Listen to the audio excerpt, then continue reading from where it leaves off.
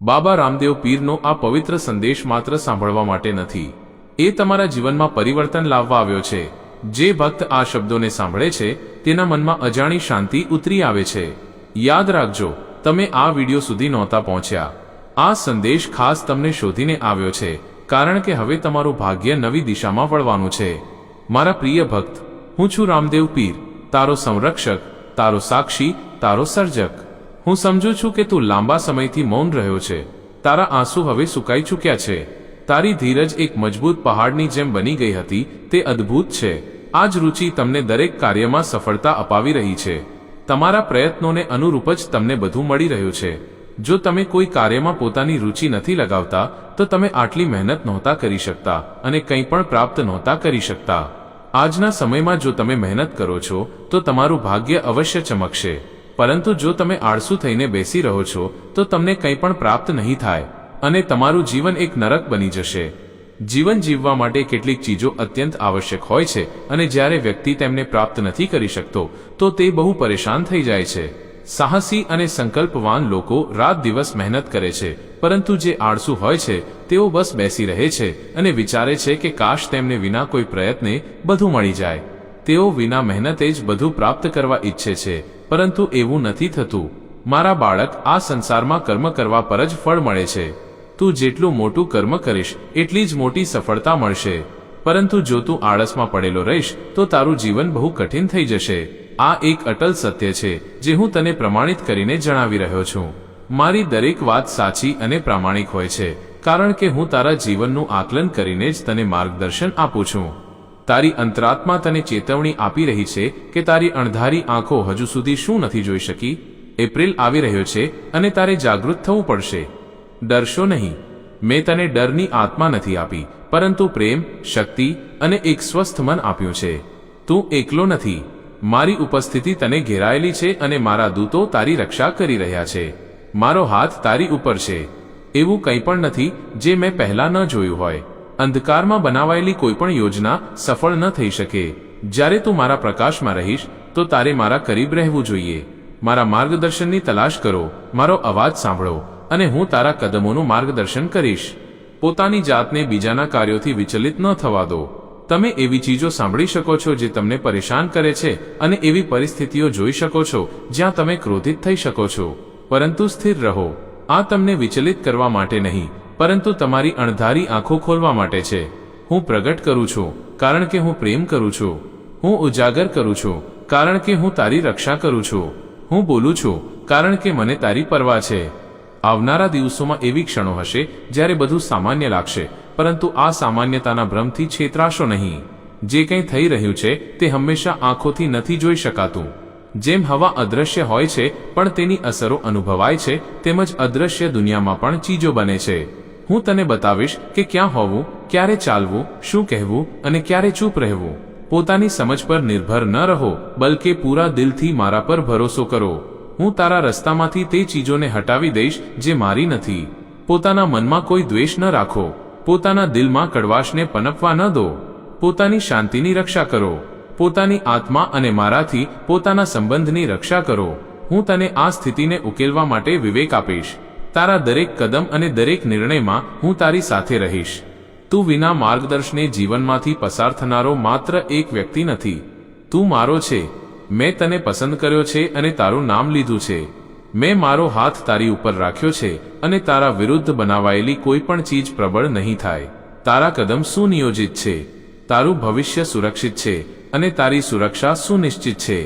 ભલે કંઈ પણ કહેવામાં આવી રહ્યું હોય, ભલે કંઈ પણ યોજના બનાવાઈ રહી હોય, હું પહેલા જ તારાથી આગળ નીકળી ચૂક્યો છું। મેં તારા સામે સુરક્ષાનો માર્ગ નિર્ધારિત કરી દીધો છે। તારે કેવળ મારા પર ભરોસો કરવાની આવશ્યકતા છે, મારી ઉપસ્થિતિમાં રહેવાની અને વિશ્વાસમાં દ્રઢ રહેવાની। હું તને એવી શાંતિથી ભરી દઈશ જે તમામ સમજથી પર છે। મારા બાળક, હું તને પ્રેમ કરું છું। મેં હંમેશા તારી દેખભાળ કરી છે અને હું હંમેશા એવું કરીશ। મારી ઉપસ્થિતિ એક ઢાલની જેમ તને ઘેરાયેલી રહે છે અને મારા દેવદૂત તારી ચારે તરફ તૈનાત છે। જ્યારે તું મારી સાથે ચાલે છે તો તારે ડરવાની કોઈ વાત નથી। તું સુરક્ષિત છે। તું વિજયી છે। મારા કરીબ રહે। મારો અવાજ સાંભળ જ્યાં હું તને લઈ જાઉં। તારી અંતરાત્મામાં એક બેચેની છે જેને તું ઠીકથી નથી સમજાવી શકતો. આ તારી કલ્પના નથી. હું તારું ધ્યાન આકર્ષિત કરવાની કોશિશ કરી રહ્યો છું. હું તને શાંત ક્ષણોમાં સંકેત આપી રહ્યો હતો જેમને તે લગભગ નજરઅંદાજ કરી દીધા હતા, પરંતુ હવે હું સ્પષ્ટ રૂપે બોલી રહ્યો છું. તારી આસપાસ કેટલાક લોકો ગુપ્ત રૂપે કામ કરી રહ્યા છે, પણ હું બધું જોઉં છું. હું સાંભળું છું કે બંધ દરવાજાની પાછળ શું કહેવામાં આવે છે, અને હું દરેક દિલના ઈરાદા જાણું છું. હું મારા બાળકને છેતરાવા નહીં દઉં. તારા જીવનમાં એક એવી વ્યક્તિ છે જેના ઈરાદા શુદ્ધ નથી. આ તને ડરાવવા માટે નથી, કારણ કે તું મારી સુરક્ષાથી ઘેરાયેલો છે, પરંતુ હું આને તારા માટે પ્રગટ કરું છું જેથી તું તારી આસપાસના લોકોને ઓળખી શકે. જ્યારે તું તેમની સાથે વાતચીત કરે છે તો પોતાની અંતરાત્માની બેચેનીને નજરઅંદાજ ન કર. મેં તને જે નાની નાની ચેતવણીઓ પહેલા જ આપી છે તેમને અનદેખી ન કર. તેઓ તારા વિરુદ્ધ એક પળની રાહ જોઈ રહ્યા છે, એવું વિચારતા કે તેમની યોજનાઓ સફળ થશે, પરંતુ તેઓ નથી જાણતા કે તું મારી છત્રછાયામાં છે અને તારા વિરુદ્ધ કોઈ સાજિશ સફળ નહીં થાય. મારા ભક્ત, તું સુરક્ષિત છે. તારે ડરીને કાર્ય કરવાની આવશ્યકતા નથી, કારણ કે ડર મારાથી નથી આવતો. મારી ઉપસ્થિતિ પર ભરોસો રાખો. ભરોસો રાખો કે હું પહેલા જ તારી સામે જઈ ચૂક્યો છું અને દરેક યોજનાને ધ્વસ્ત કરી ચૂક્યો છું. મારા દ્વારા તારા સામે રખાયેલા માર્ગથી તને કોઈ પણ ચીજ દૂર નથી કરી શકતી. મેં આ સંદેશને તારા સુધી પહોંચવા દીધો કારણ કે હું તને બહુ પ્રેમ કરું છું. હું તને બચાવવા આવ્યો છું. હું એક એવી વ્યક્તિને જોઈ રહ્યો છું જે તારી પરવા કરવાનો નાટક કરે છે, પણ તેના દિલની અંદર અંધારું છે. હું તારો ઈશ્વર આ સ્ત્રીનો પર્દાફાશ કરી રહ્યો છું. આને અત્યારે જ જાણી લો. આના પહેલા કે કોઈ ભયાનક ઘટના તારા દરવાજા સુધી પહોંચે, મેં ઘણા દિવસોથી તારું ધ્યાન ખેંચવાની કોશિશ કરી છે. મેં સપનાઓના માધ્યમથી, અજીબ અહેસાસોના માધ્યમથી અને અચાનક મળેલા લોકોના માધ્યમથી તારી સાથે વાત કરી છે, પરંતુ દુશ્મન તને ભ્રમિત કરવાની કોશિશ કરી રહ્યો છે. તેણે આ સ્ત્રીને મોકલી છે જેથી હું તારા માટે જે કરવાનો છું તેમાં બાધા નાખી શકે. તે નથી ઈચ્છતી કે તું આગળ વધે, તને પ્રેમ મળે, કે તું તે નિયતિ પર ચાલે જે મેં તારા માટે નક્કી કરી છે. તેણે ખુદને બહુ છુપાવી છે જેથી તું તેના પર ક્યારેય શક ન કરે. તે તેના પર ભરોસો પણ કર્યો અને પોતાની નબળાઈઓ પણ જણાવી, પરંતુ તે તારી મદદ માટે નહોતી સાંભળી રહી. તે કોઈ બીજાને જવાબ આપવા માટે સાંભળી રહી હતી. તે કોઈ એવી વ્યક્તિ સાથે જોડાયેલી છે જેનાથી તે બહુ પહેલા નાતો તોડી નાખ્યો હતો. તને ક્યારેય અહેસાસ ન થયો કે તે ચૂપકેથી તે યોજનાને પૂરી કરવાની કોશિશ કરી રહી હતી જે તે વ્યક્તિએ શરૂ કરી હતી.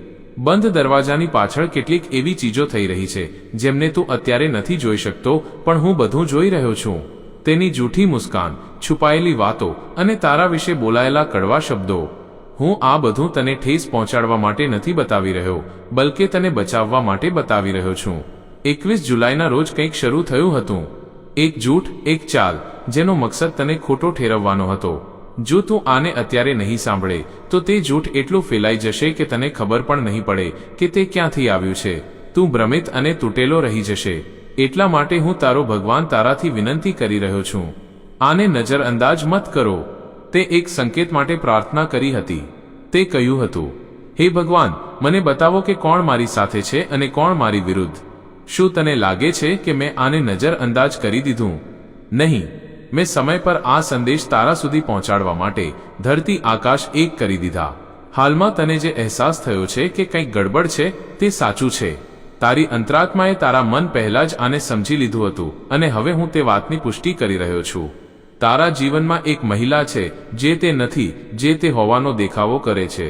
તે તને વહાલી અને દોસ્ત કહે છે, પરંતુ એકલામાં તારા સપનાઓની મજાક ઉડાવે છે. તે તારી ખૂબીઓ પર શક કરે છે અને બીજાને તારા પર શક કરવા પર મજબૂર કરવાની કોશિશ કરી રહી છે. જ્યારે તું પડે છે ત્યારે તે મુસ્કુરાય છે, પણ હું તેને તે ચીજને સ્પર્શવા નહીં દઉં જેને મેં અભિષિક્ત કરી છે. તું મારો પસંદ કરેલો છે. મારો પ્રકાશ તારામાં છે. અને જ્યારે તું પોતાની યોગ્યતા પર સંદેહ કરી રહ્યો હતો ત્યારે પણ મેં તને અનુગ્રહથી ઢાંકી રાખ્યો હતો, કારણ કે મને ખબર હતી કે આ દિવસ આવશે.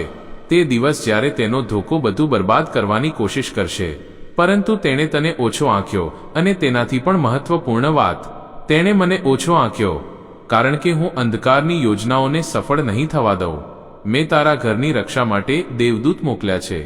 મેં સચ્ચાઈ તારા દિલમાં ફૂસફૂસાવી દીધી છે. આજે તને એક બહુ જ ગહેરો અને મહત્વપૂર્ણ અહેસાસ થયો છે. આ કોઈ સંજોગ નથી.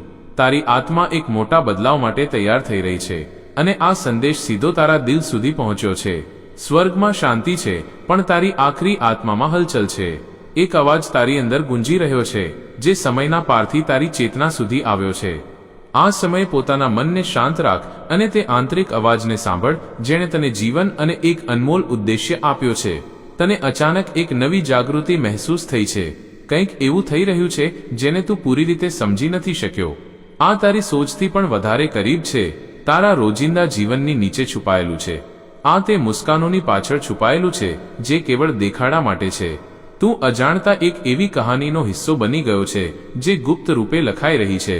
તું આને તે ક્ષણોમાં મહેસૂસ કરે છે જ્યારે તારું દિલ વિના કોઈ કારણે બેચેન થઈ જાય છે. તું આને હવામાં મહેસૂસ કરે છે જ્યારે શાંતિ બહુ ગહેરી થઈ જાય છે. તું આને કેટલાક લોકોની આંખોમાં જુએ છે, ભલે તેઓ આના વિશે ક્યારેય કંઈ ન કહે. સચ્ચાઈ ધીરે ધીરે સામે આવી રહી છે. આને હવે વધુ નહીં છુપાવી શકાય.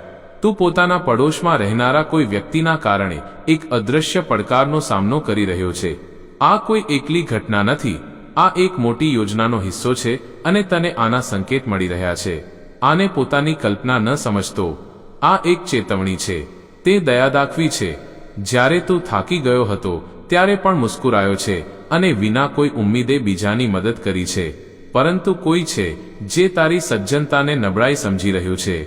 કોઈ એવી વ્યક્તિ જે તારી કરીબ રહે છે તે એક એવી સ્થિતિનો હિસ્સો બની ગયો છે જે તારા માટે શુભ નથી. તારા સારા કામોમાંથી ઉપજેલી ઈર્ષ્યાએ તેમના દિલમાં જગ્યા બનાવી લીધી છે.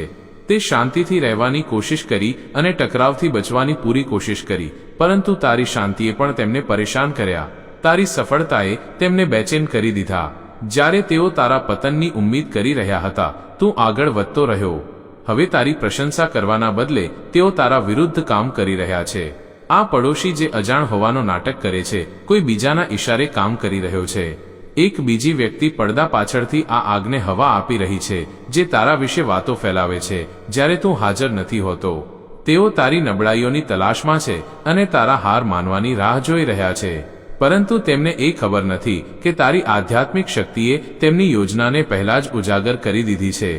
પ્રિય ભક્તો, જો આજનો રામાપીરનો સંદેશ તમને પસંદ આવ્યો હોય તો કમેન્ટ બોક્સમાં જય રામદેવ પીર મહારાજ ચોક્કસ લખો. સાથે જ આવા જ વધુ વિડીયો જોવા માટે ચેનલને સબસ્ક્રાઇબ કરીને નોટિફિકેશન ઓલ પર ક્લિક કરજો. બોલો રામદેવ પીર મહારાજની જય હો.